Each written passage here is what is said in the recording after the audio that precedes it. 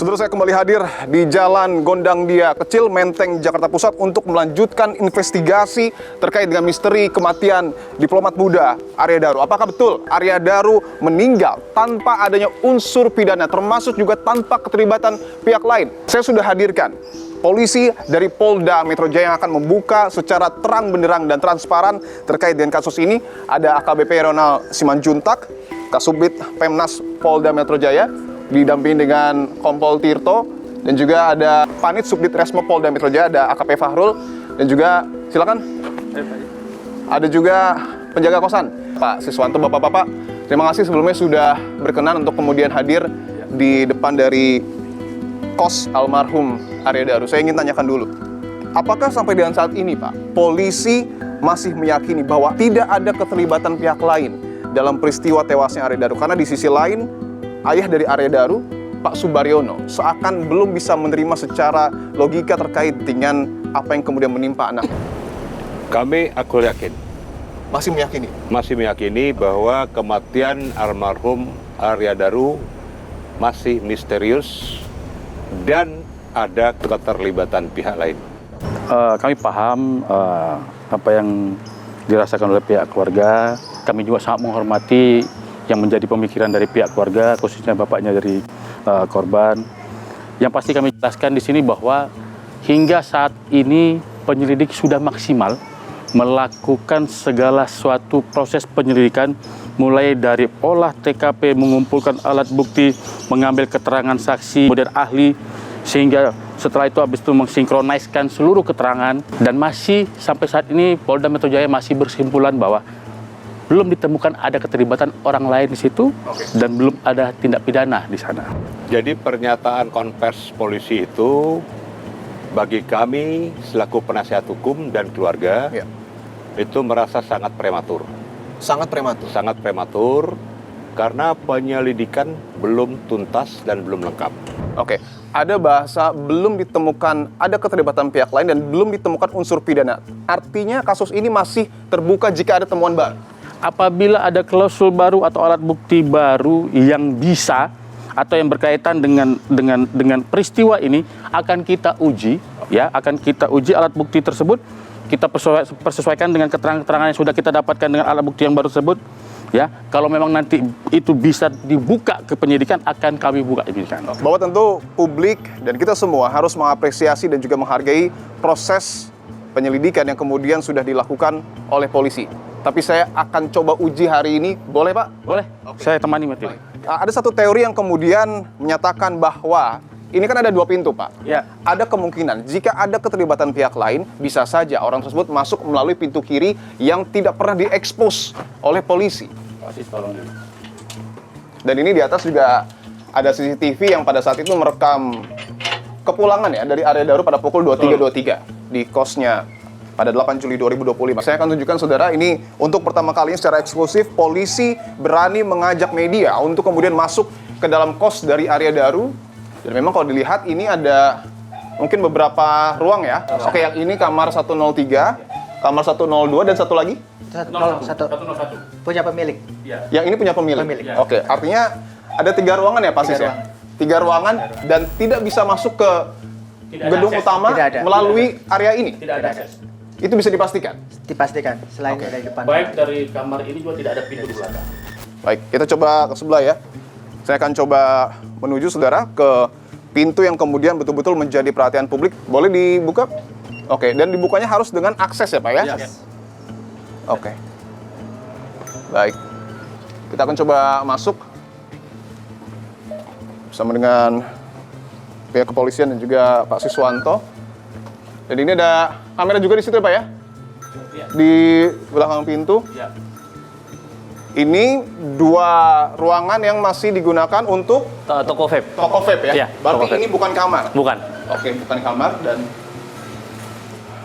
ini adalah kamar 105 yang kemudian menjadi epicentrum ataupun lokasi ditemukannya diplomat muda Arya Daru tewas dengan kondisi kepala terbungkus plastik dan juga terlilit lakban. Kita akan masuk ke sini, tapi saya ingin konfirmasi dulu bahwa yang menjadi pertanyaan publik, yang menjadi teori kedua mungkin, kegelisahan dari publik adalah kenapa CCTV yang kemudian dimunculkan oleh polisi hanya yang situ. Karena ada 2 CCTV di sini, Pak. Jadi untuk CCTV yang kami analisa yang di sini yang merupakan CCTV utama yang terakses dengan pemilik kos. Jadi kami hanya menganalisa yang berada di sudut seperti ini karena yang sebelah sini sudah tidak berfungsi. Sudah tidak berfungsi.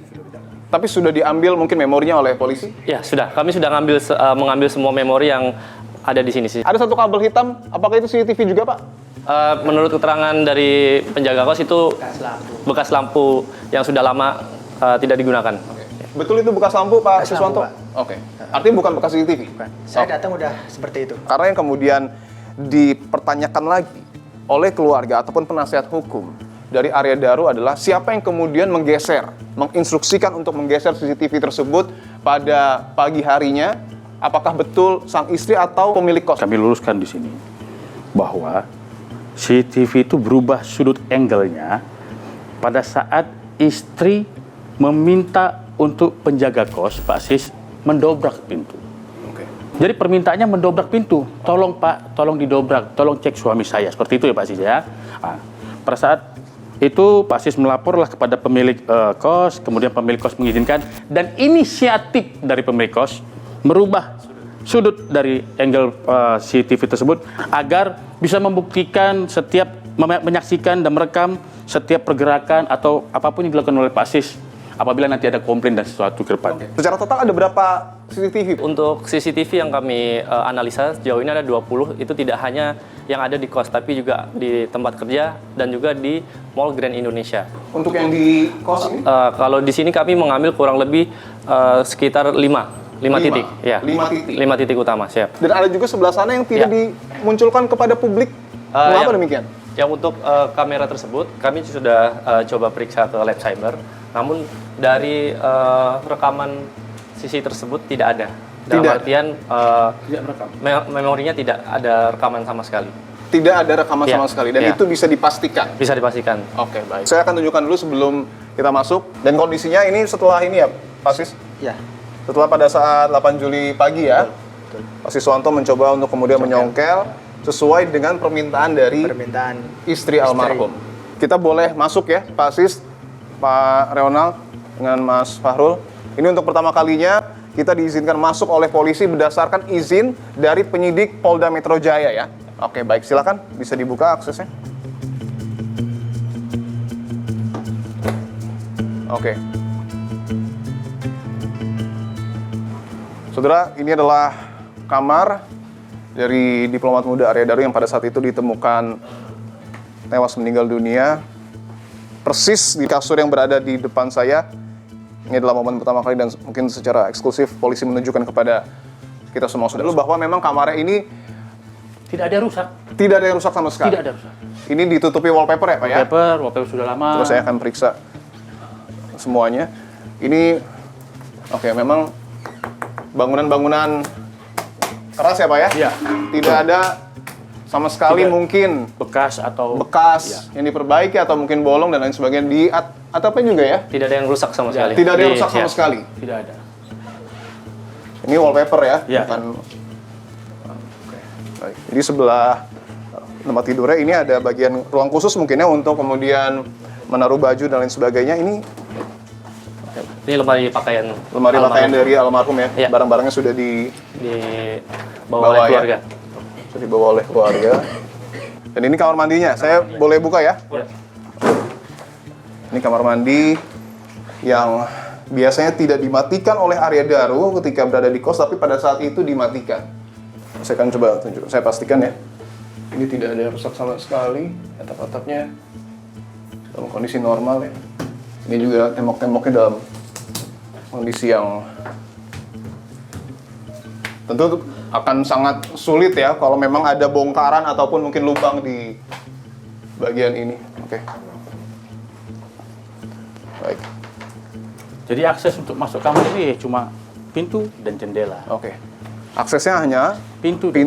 dan jendela. Tapi ini akan saya bahas belakangan. Iya. Pak Renal, saya ingin kembali lagi sini. Ini untuk spraynya masih yang digunakan oleh almarhum. Ya, pada saat ditemukan. Oke. Karena saya akan tunjukkan ini ada robekan ya. Ya, ada robekan, ada titik juga yang kemudian dirobek, dan di situ juga ada bagian yang dilingkari. Apa Ya. maknanya? Jadi ini kemarin hasil dari olah TKP kami. Jadi tim Lab 4 mengambil beberapa sampel yang ditemukan di tempat tidur ini. Jadi ada bekas tanda lingkaran ataupun robekan, itu merupakan olah TKP kami. Olah TKP ya. Ya.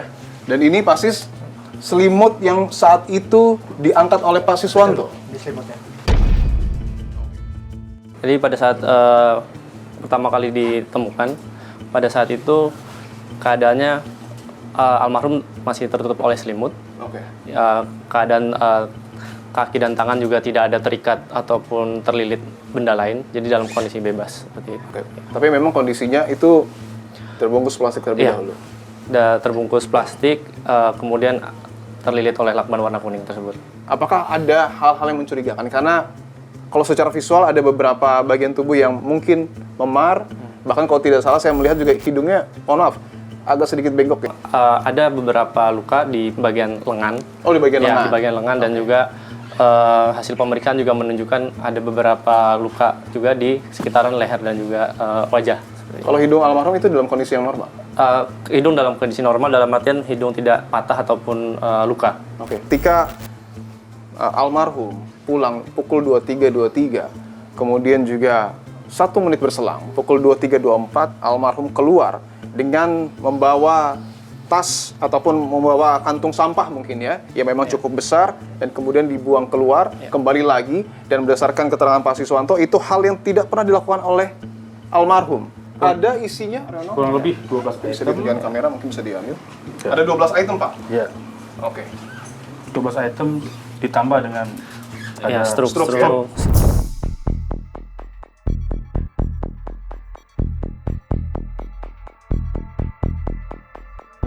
Bagaimana polisi bisa memastikan bahwa peristiwa ini tidak melibatkan pihak lain ketika tidak ada bukti otentik, dalam tanda kutip misalnya CCTV di dalam kamar?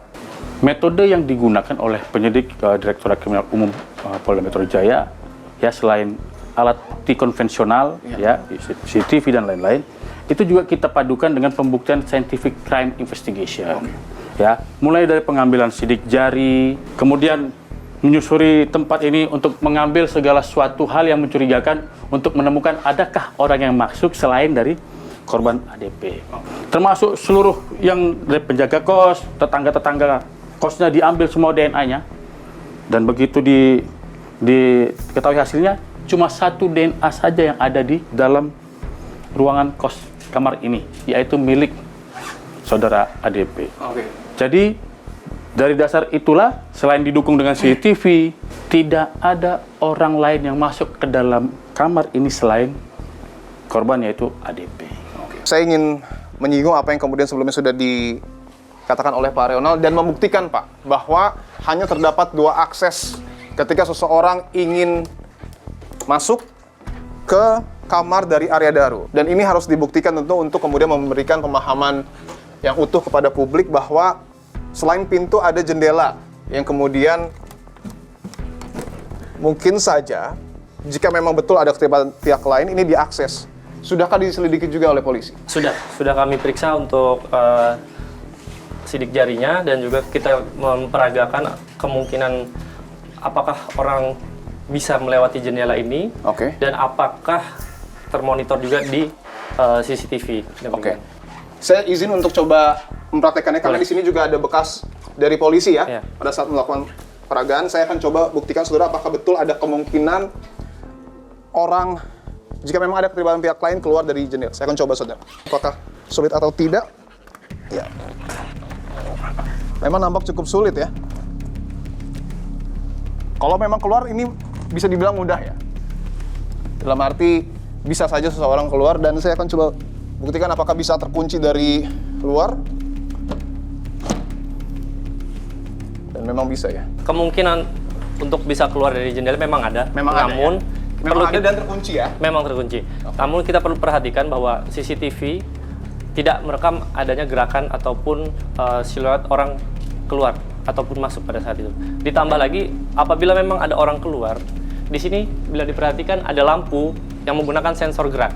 Oke. Ya, apabila ada orang bergerak ataupun ada gerakan di sini, otomatis lampu ini akan terang, lebih nyala.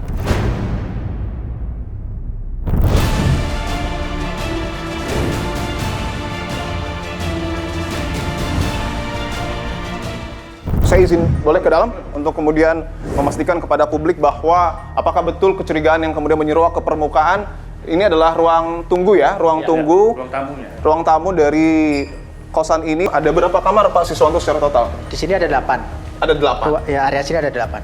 Oke, dan 9 ini- sama saya itu. Oke. Memang ada nampaknya bagian atas ya. Saya akan masuk lebih ke dalam dari kos almarhum Arya Daru. Saudara, ini adalah kamar dari Pak Siswanto, kamar sejak awal di sini, Pak. Iya, sejak awal saya datang. Boleh saya intip sedikit? Boleh, silahkan. Oke. Saya akan tunjukkan saudara, ini adalah kamar dari Pak Siswanto. Untuk saat ini kamar yang terisi masih sama seperti sebelum kejadian atau Sekarang ada 2. dua? Itu sudah berkurang. Sudah berkurang. Oke, baik. Di depan dari kamar Pak Siswanto adalah dapur mungkin ya Pak ya? Dapur umum. Dapur umum yang memang Bukan umum sih, nampaknya- bukan. Bukan umum. Umum. Oh, Khusus bukan saya. umum. Khusus Oh, saya. dapur khusus Pak buat saya. Siswanto. Bukan umum. Berarti yang kos di sini tidak bisa akses? Tidak bisa. Nggak boleh. Nggak boleh, Pak. Nggak boleh. Oke. Ada CCTV juga saudara di bagian sini. Di situ juga ada. Ini ada kamar mandi yang setiap hari digunakan pasti ya Pak ya? Betul, itu. Oke. Adakah akses untuk mungkin naik ke atas dari sini? Tidak ada, Pak. Tidak ada ya? Tidak ada. Oh, berarti ini tangga bukan untuk naik ke atas ya? Bukan, itu untuk masang-masang lampu aja, Pak. Oh, untuk masang lampu. Oke, Iya. baik. Bahwa ternyata kos dari almarhum Arya Daru ini tidak satu lantai ya, Pak ya, tapi ada 2 lantai. Boleh kita lihat? Boleh. Oke. Saya akan coba ajak penyidik dari Polda Metro Jaya dan juga Pak Siswanto untuk melihat secara langsung, saudara, ke bagian atas dari kos almarhum Arya Daru. Saudara, kita sudah ada di, bisa dikatakan lantai 2 ya, lantai 2 dari kos almarhum Arya Daru. Memang situasi ini cukup luas ya. Sebelum kita masuk ke sana, saya ingin tanyakan dulu, apakah mungkin jika ada keterlibatan pihak lain terkait dengan tewasnya Arya Daru, tempat ini yang kemudian menjadi tempat masuk dan tempat keluar? Jadi kalau kita perhatikan bersama, kiri kanan dari kosan ini langsung menempel kepada rumah orang lain. Dan Begitu juga dari belakang kita bisa lihat bahwa di sini tidak ada akses ataupun pintu untuk masuk ke lingkungan kosan ini. Di sebelah sini juga bisa dilihat, ini berbatasan juga dengan rumah tetangga ya, sebelahnya ya. Tidak mungkin Mas masuk lewat sini, Mas Fatul. Ini memang kontrakan, tapi untuk masuk hanya lewat depan yang pemilik utamanya. Jadi untuk akses ke sini pun tidak ada. Dan ada satu ruangan lagi yang mungkin harus ditunjukkan juga ya kepada publik. Satu ruangan yang kemudian ada di lantai 2 kos almarhum Arya Daru. Ini apa, Pak Sis? Gudang. Gudang. Gudang. Boleh saya masuk ya? Silakan. Saya akan masuk. Dorong aja, saudara. Pak. Nah. Oke. Oke. Satu-satunya ruangan di lantai 2 kos almarhum Arya Daru adalah gudang. Memang bisa dilihat kondisinya selayaknya gudang pada umumnya, menaruh barang-barang yang memang tidak digunakan lagi oleh pemilik kos atau mungkin juga penjaga kos. Untuk gudang ini juga sudah diperiksa? Sudah Pak Fatul? kami periksa. Hasilnya? Tidak ada tanda-tanda orang yang mungkin bersembunyi ataupun masuk melalui Oke. tempat ini.